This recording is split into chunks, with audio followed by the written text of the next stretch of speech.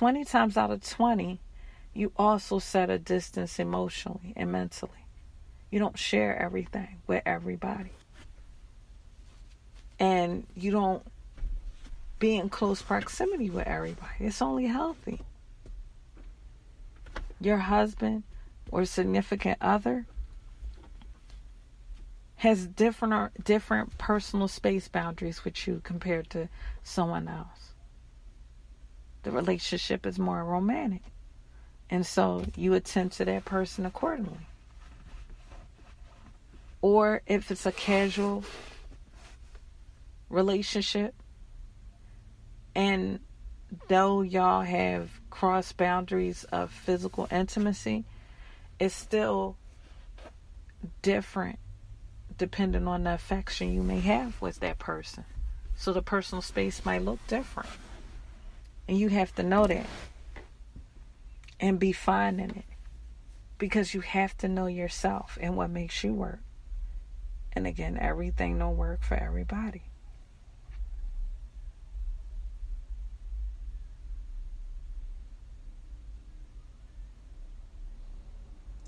Personal space when it comes to relationships.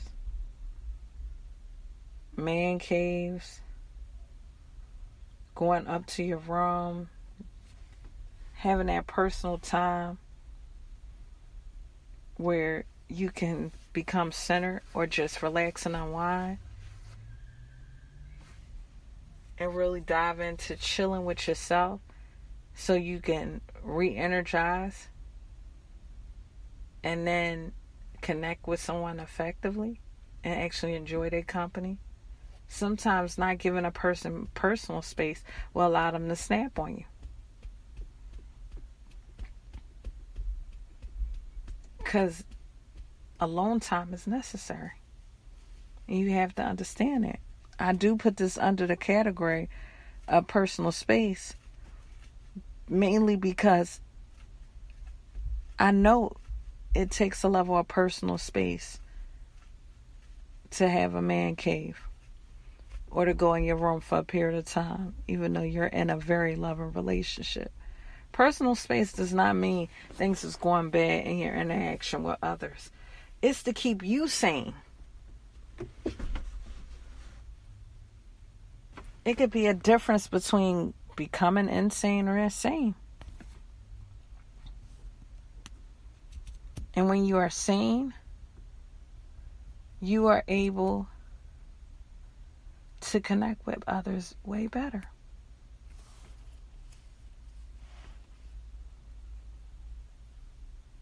I'm going to give y'all a couple of ways to protect your personal space.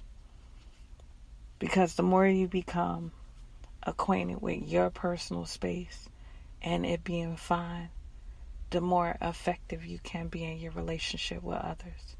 And even just connecting with others in public. Because everything doesn't demand a relationship. And setting personal space, just a general level of personal space with everyone around you, will allow, don't matter what stranger you encounter, they will respect you.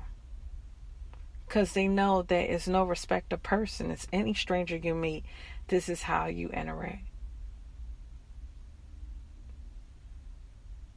They're not on your back or all in your face.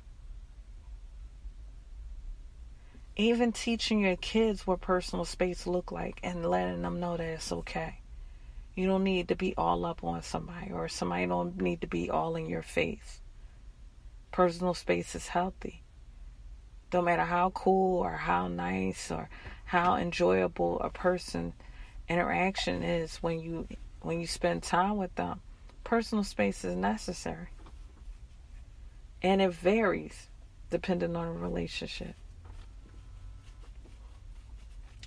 So 5, if not more, ways that you can protect your personal space that will help you a lot in this world.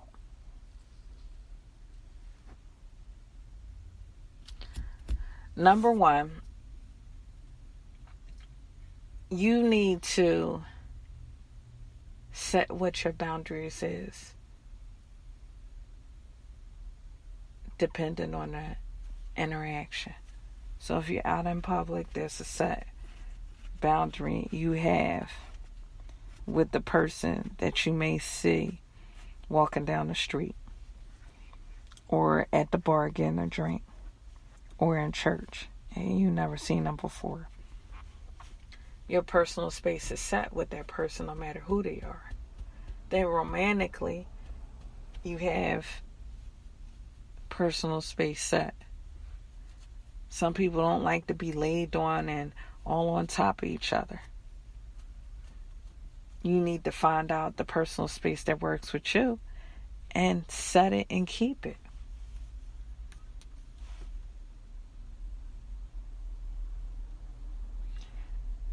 Number two, convey it in a way that people can respect it. It's okay to be friendly when you convey it, but be firm. Be absolutely concrete on it. No, you should not be in my face. And stress it. And it's okay to stress it. Sometimes people boundaries and personal space varies depending on their culture and their background. And they don't know that it's different until they come across you. Well, you can give them clarity and reassure, though it's different, we can still respect the personal space that we give one another. And that's very key.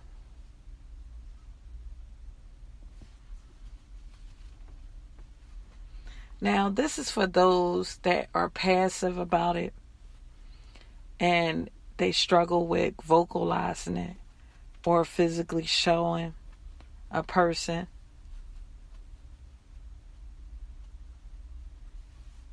But number 3 is starting off small. If you can't say no or stop someone from imposing into your personal space,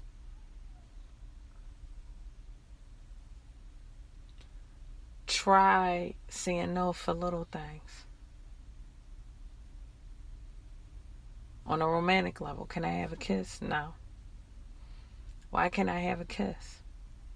Because I don't know you like that. And be fine. Start off small.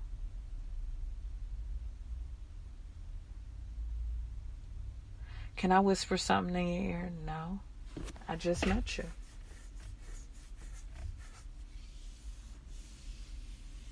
Your boundaries vary depending on the interaction, depending on the relationship, and that's fine. But start off small if you don't know how to build up.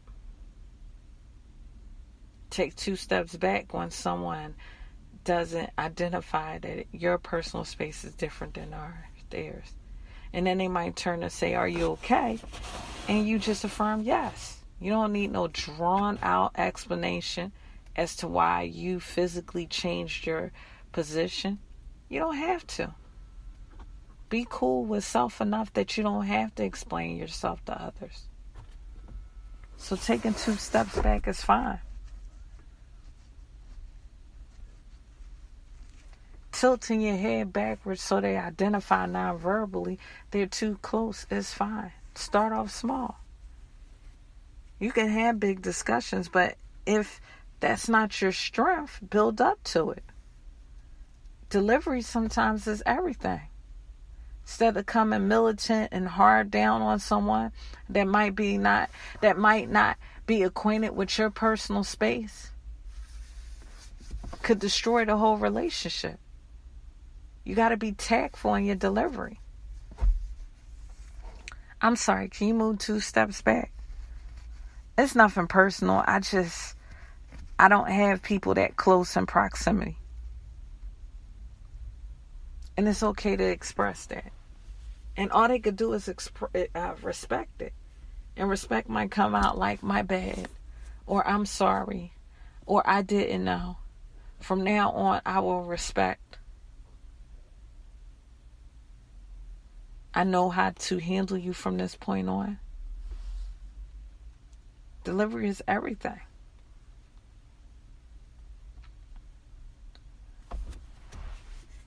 Number 4 is when you say yes to things, be clear on why you're saying yes to them so that others can be clear on your yes.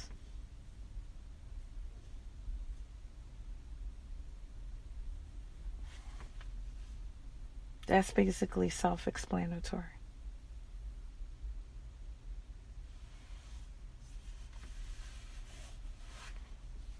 Self-explanatory. You could say one word, and that one word can capsulize your whole disposition. And so non-verbally, people will pick up from the gate. This is not, I have to treat Ivory different in this area. Her boundaries is different. Her personal space is different.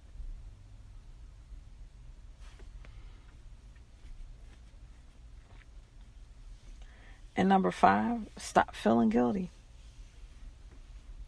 Stop walking around like you should change your mind. Or is that person still going to be in my life? Or are they going to be around because I'm setting boundaries? No. Number 1, we evolve as people.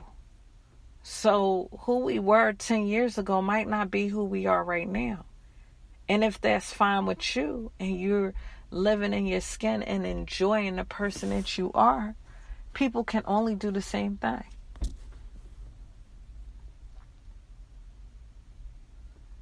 So it's necessary. It's necessary to walk around and not feel guilty, because you got to remain true to self. And you would hate to go and to please everybody in the room and cheat the very person that looks you in the eyes, affirms who you are in the mirror. That would be a sad day if you cater to the whole world and cheat the very person that's looking you face to face.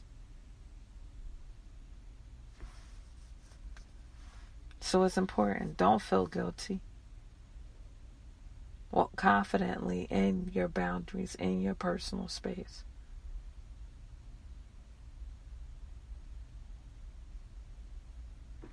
I'm glad that people are growing into better people in their relationships. Life coaching is all about developing and pulling out the very things that are inside of you that are beneficial, that were placed inside of you for a reason. Personal space, under it directly, is know thyself. Know what makes you work and what don't make you work. And start building yourself up. I'm glad we dived into this topic. Don't forget to leave comments on Apple platform.